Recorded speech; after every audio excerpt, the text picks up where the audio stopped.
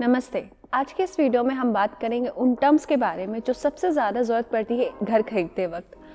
वो टर्म्स जो एक कॉमन बायर के लिए बहुत ही कंफ्यूजन हो जाते हैं जब वो एक घर बाय करना चाहते हैं। वो टर्म्स हैं carpet area, super built up area and built up area.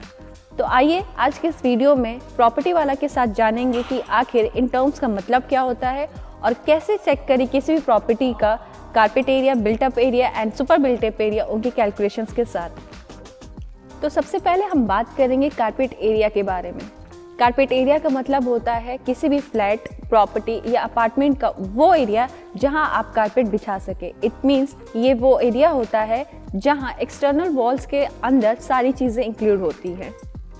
It includes rooms, a kitchen, a toilet, a bathroom and an inside staircase within the apartment. और इसके अंदर जैसे कि balconies, service shafts and common areas include नहीं होते।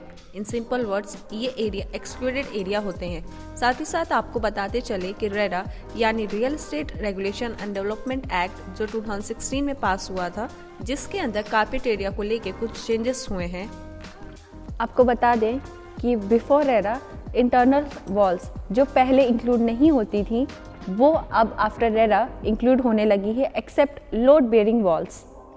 आगे एक point है जो कि बायर्स को पता होना बहुत इंपॉर्टेंट है। वो पॉइंट है कि जब भी बायर कोई प्रॉपर्टी खरीदे तो उसको उस प्रॉपर्टी का कारपेट एरिया हमेशा देख लेना चाहिए और कंफर्म कर लेना चाहिए विद द अप्रूव्ड लेआउट, क्योंकि यह आपके लिए बहुत हेल्पफुल रहेगा यह समझने के लिए कि आपको आपके न्यू होम में टोटल कारपेट एरिया कितना इंक्लूडेड है।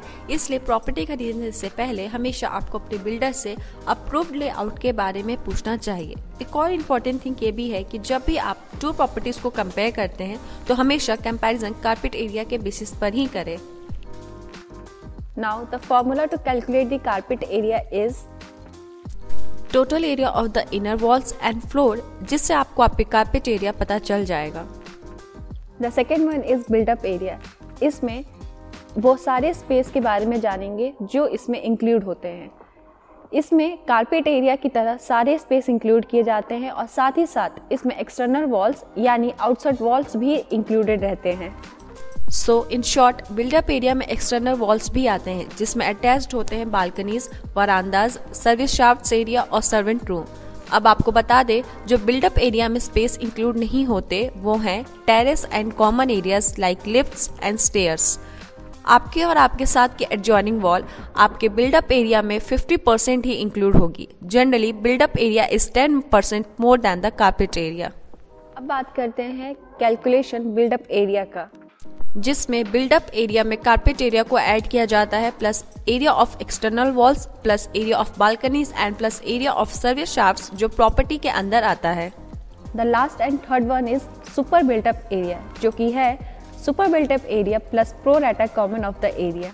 For example, the total common space is 8000 square feet among 8 flats, तो एक सिंगल अपार्टमेंट का प्रो डाटा कॉमन एरिया होगा 1000 स्क्वायर फीट। हालांकि आपको बता दें कि कॉमन एरिया के अंदर बिल्टअप स्पेस इंक्लूड होते हैं जैसे कि lobby, lifts, shafts, staircase, pipe ducts, air ducts, covered club houses और other common facilities. Super built up area जो स्पेस एक्सक्लूडेड होता है वो है टेरेस एंड ओपन एरियाज जैसे कि पार्क्स, ड्राइवेज और साथ ही साथ प्ले एरियाज भी। कारपेट एरिया की तुलना में लगभग सुपर बिल्डअप एरिया 25% अधिक होता है। जनरली आमतौर पर यह कारपेट एरिया के 20% से 40% तक अधिक होता है। So now we will talk about the calculation of the super built-up area. Super built-up area is carpet area minus loading factor multiplied by carpet area. अब आपके मन में सवाल आ रहा होगा कि ये आखिर लोडिंग फैक्टर होता क्या है। लोडिंग फैक्टर का मतलब है कारपेट एरिया और सुपर बिल्टअप एरिया के बीच का जो डिफरेंस होता है उसे हम लोडिंग फैक्टर कहते हैं। लोडिंग फैक्टर को समझने के लिए हम एक एग्जांपल के थ्रू समझेंगे। सो लेट्स एज्यूम कि किसी एक अपार्टमेंट का super built up area 1200 square feet है and the carpet area is 1000 square feet. तो आपको कारपेट एरिया यानी 1000 minus loading factor times 1000 carpet area and is equal to super built up area जो है 1200 स्क्वायर फीट।